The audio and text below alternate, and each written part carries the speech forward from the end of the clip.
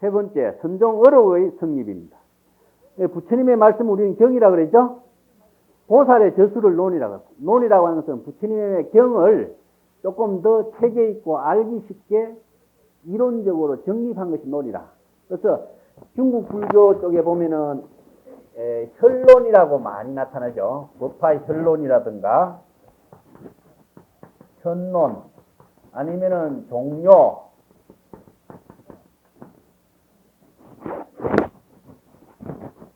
종료라든가 또 현이라든가 이런 어느 법화 현이 아니면 열반경 종료 뭐 법화 현이 이렇게 현이 종료 혈론 이러한 책이 많이 이런 제목이 많이 붙어 있죠. 이것은 요즘 말로 바꾼다면은 개론이란 뜻입니다. 개론. 아시겠어요? 개론이라. 삼론현익 하면 삼론학 개론이라는 이야기.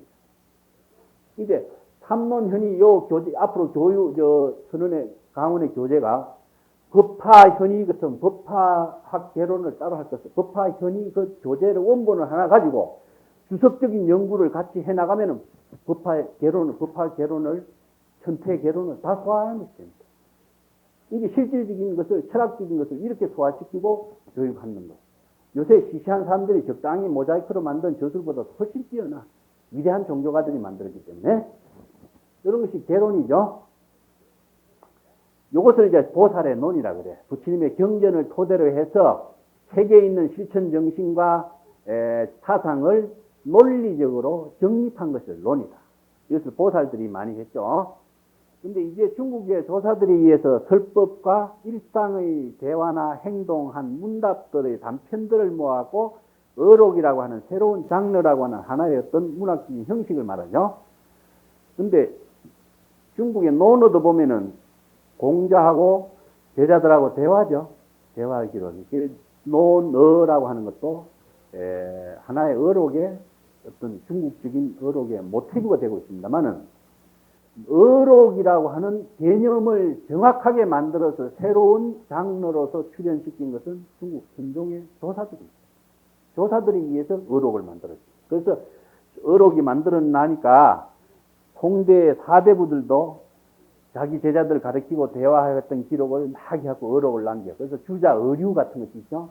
어록이 없으면은 그냥 졸부로 취급받기 때문에 어록을 많이 만들어냅니다. 선사들도 나중에는 처음에는 어록을 만들지 말라고 어록을 막 스승의 말씀을 옷끝에 기퉁에 막 기록하고 이렇게 해서 기록한 것을 기록하지 못하도록 나무랬는데 송대에 내려와서는 조사도 선사들도 어록을 기록하는 시자를 따로 두고 어록을 만들도록 만들었어요. 어록이 없으면 졸부로 취급받으니까. 그러한 시대가 있습니다. 그래서 어록이 무진장 많이 생산되는데 당대에는 어록이 그렇게 빈약하면서도 어록이 남아있는 것은 마조, 황벽 아니면은 인제, 조주 어록이 남아있는 것은 힘맥히게 좋은 글들, 골자들만 그 시대의 사상의 정신을 이어나가는 골자들만 제자들이 도저히 그냥 자기 귀로서 듣고 흘려보낼 수가 없어서 부득이해서 그런 것을 기록한 글들을 모아서 제자들에게 전하고 한 것이 오늘날 남아있는 겁니다. 이 굉장히 기막힌 말이죠. 그래서 어록이 성립되자 수나라 당대에 많이 만들어진 위경이 생산이 갑자기 중단됐다. 위경이라는 것은 사람 인자에다가 할리자 붙여서 사람이 만든 경입니다.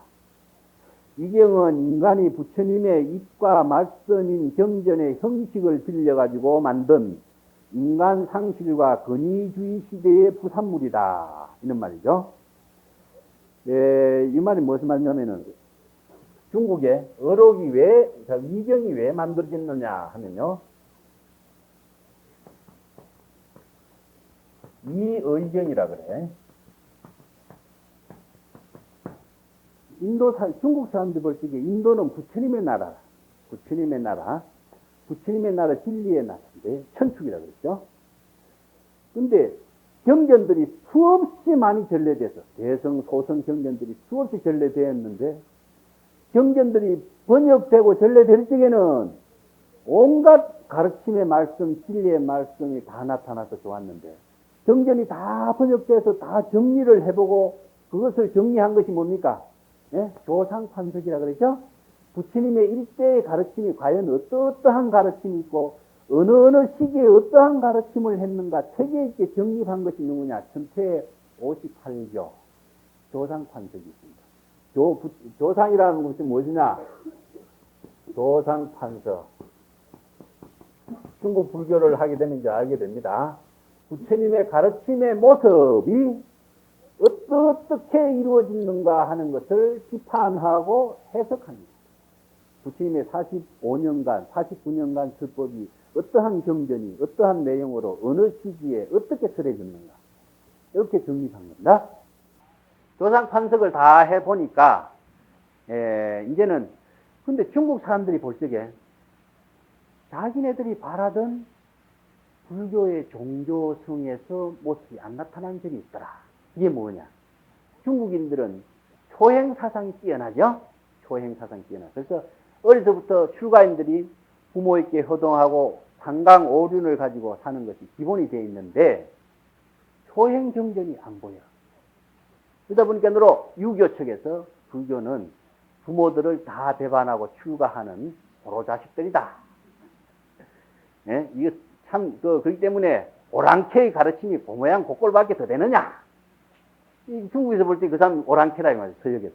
서역에서 어떤 오랑캐의 가르침이 고모양 고꼴밖에 안 된다. 이렇게 비판하지. 그러니까 불교인들이 볼 적에 그것을 참고 견디기가 지극히 어려운 거예요. 그래서 뭘 만들어냈느냐. 불교에도 위대한 효행사상이 있다. 그래서 만든 것이 뭡니까? 부모원중경, 우란분경이죠. 이것이 뭐냐? 시대적인 요청에 의해서 부처님의 정신을 새로운 시대적인 종교에 부응할 수 있도록 제시하고 있는 불교의 경전이 위경이다. 이게 위경을 어떻게 판단하냐? 산스크리트 원본이었고 번역한 사람이 분명치 않은 그것을 중국 사람들은 목록을 만들면서 위경이라고 했습니다. 위경이라고 쓸데없는 경전이냐? 그렇지 않습니다. 가장 현실적인 종교의 붓다의 정신을 시대적인 요청에 의해서 현실적인 종교성으로서 되살린 경전이 위경입니다. 여러분 강원 교재에서 위경이라고 손가락 받는 게 뭐죠? 능격. 또 하나 원각경. 두 가지가 있죠? 이것이 위경인데도 왜 이렇게 많이 읽게 되느냐? 중국의 선불교의 사상적인 근거의 경전입니다. 조사선의 사상적인 근거가 제시되고 있는 것이 원각경, 능경입니다.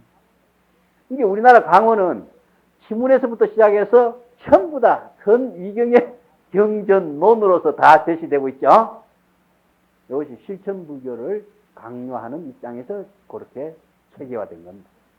근데 이러한 위경이라고 배척시키고 인간이 만들었기 때문에 성스럽지 못하고 그렇게 생각하는 사람이 있습니까? 아무도 없습니다. 가장 살아있는 현실적인 종교의 실상을 우리는 위경을 통해 알 수 있다. 원효가 쓴 금강산매경론 있죠? 이것도 위경이에요. 선종의 위경입니다. 그런데 왜 위경을 만들었냐? 중국의 위대한 실천 사상가들이 옛날에 붓다의 정신이 시대적으로 많이 사상적으로 실천적으로 변모되고 발전되었는데 발전된 모습에 맞추어서 경전의 가르침이라고 하는 것은 틀에 박힌 그 말씀밖에 없는 거예요.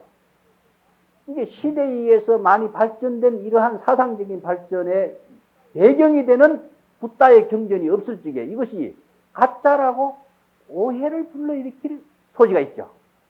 이것을 방지하기 위해서 중국인들은 부처님의 말씀과 입과 부처님의 권위를 빌려서 부처님의 설해 놓은 것처럼 경전의 형식으로 자기의 주장을 새롭게 편집하기 시작했다. 그것이 위경입니다. 선종관계 위경이 수없이 많습니다. 도난 자료에서도 많이 나타나고 있는데 우리가 잘 알고 있는 불설법구경, 선문경, 금강산매경 아니면은 능언경, 원각경, 부모언중경, 뭐 대범천한 문불소설경, 불법상경 굉장히 많습니다. 이런 것들은 이제 다음 기회에 정립하기로 하겠습니다. 그런데 이러한 위경이 말이죠. 선종 어록이 딱 등장하면서부터 위경을 생산을 안 해버리게 된다. 생산할 필요성이 없어지게 돼. 이게 뭐냐면은 위경이라고 하는 것이 부처님의 입을 빌리고 인간 상실과 권위주의 시대에 부처님이라고 하는 권위주의를 빌렸기 때문에 권위주의에 빠져버리면 인간의 참된 모습을 신뢰하는 그 시대는 벌써 없는 거죠. 그래서 권위주의 시대의 부산물이다. 그런데 어록은 인간이 인간의 말을 절대 신뢰하는 인간성 회복의 시대의 모습을 그대로 전해주고 있는 모습, 어록이다. 그래서 어록의 특징이요. 어록의 특징이 반드시 제3자가 스승의 언행을 기록한다. 언이라는 것은 말씀이고 행이라고 하는 것은 행동하는 모습입니다. 이게 언제 누구와 대화를 하고 어떤 행동을 하고 하는 것까지 전부 다 기록을 하고 있습니다. 왜 기록하고 있느냐? 우리가 지금 깨달은 사람의 몸을 우리는 법체 평안하십니까? 그러죠. 법체라 그러죠. 법당이라고 합니다. 법당. 그 약산 유엄선사가 법당 넘어간다 한 견으로 법당이 넘어간다 이제 하면 이제 죽을 때가 다 됐으니까 내 죽겠다는 소리인데 법당이 넘어간 줄 알고 이렇게 나무를 법당에 갖다 고으려고 했다 그런 이야기가 있죠. 우리 몸 그 자체가 법당입니다. 여러분들도 지금 그대로 부처님의 형색을 하고 있는 법신인과 동시에 육신의 화신입니다. 그래서 삼신은 하나입니다. 삼신은 법신, 보신, 화신이라고 하는 삼신은 의미적으로 구분했던 것이지 하나입니다.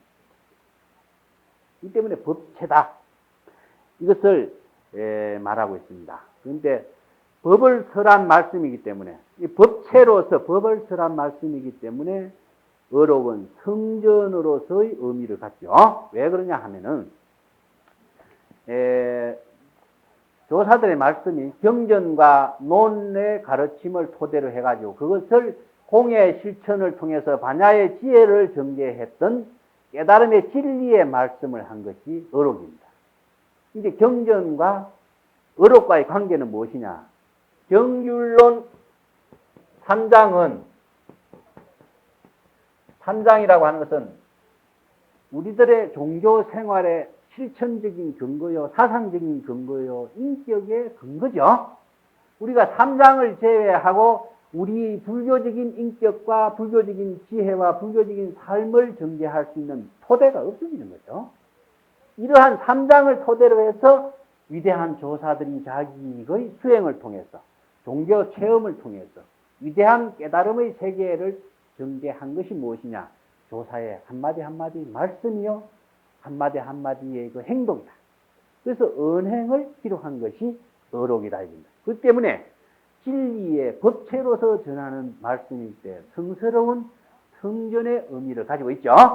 벌써 성전의 의미를 갖고 있는 반면에 한편으로는 일상생활을 하는 말, 일상생활을 하고 있는 모습 그대로를 꾸밈이 없이 하나도 가식이 없이 제자들이 그대로 기록하고 있기 때문에 어록은 문어체입니다. 문어체. 참 구어체입니다. 구어체라고 하는 것은 무엇이냐 하면요. 저술하고 어록하고 차이점이 이제 여기 있는데 저술은 문어체죠. 어록은 구어체라. 구어체라고 하는 것은 말하는 사투리를 경상도 사람 같으면 경상도 사투리를 그대로 그냥 쓰는 거고 전라도 사투리를 쓰는 사람은 전라도 사투리를 그대로 기록하기 있습니다. 이 때문에 본대로 들은 대로를 가식 없이 그대로 기록하는 것이 어록입니다. 그래서 사투리를 많이 써. 그와 더 더불어서 저속한 말이 말해 똥, 오줌, 뭐 개, 돼지부터 시작해서 농사짓는 동물 이야기부터 시작해서 농사짓는 이야기, 뭐 일상생활 이야기, 온갖 이야기, 욕하는 소리까지 다 나와. 어록에는. 그다음 뭐 부처를 죽이고 조사를 죽이고 하는 죽인다는 말도 나오고 칼, 돼지 소리도 나오고 온갖 소리가 다 나와요. 그러다 보니까 인간의 일상생활의 용어, 말, 언어, 행동 그대로가 전부 다 나타나기 때문에 저속한 말 표현이 많이 있다. 이 때문에 여기에는 성스러운 진리의 말씀인가 동시에 저속한 표현, 성과 속이 함께 나타나는 순수한 면이 있죠. 그래서 인간의 생생한 생활 모습을 그대로 전하고 있는 육성에 살아있는 설법습이 어록이기도 합니다. 근데 어록이 이루어지는 것이 왜 이루어지냐면은 아까 선언청주를 만들면서 선언청주 속에 불전을 세우지 않고 법당만 했다 그랬죠? 법당에 조사가 상당 법문을 했을 적에 상당 법문의 말씀을 제자들이 그대로 기록합니다. 이게 의록이 위대한 종교가의 말씀을 그냥 지나칠 수 없어서 기록하게 되는 겁니다. 그래서 의록이 이렇게 만들어지죠.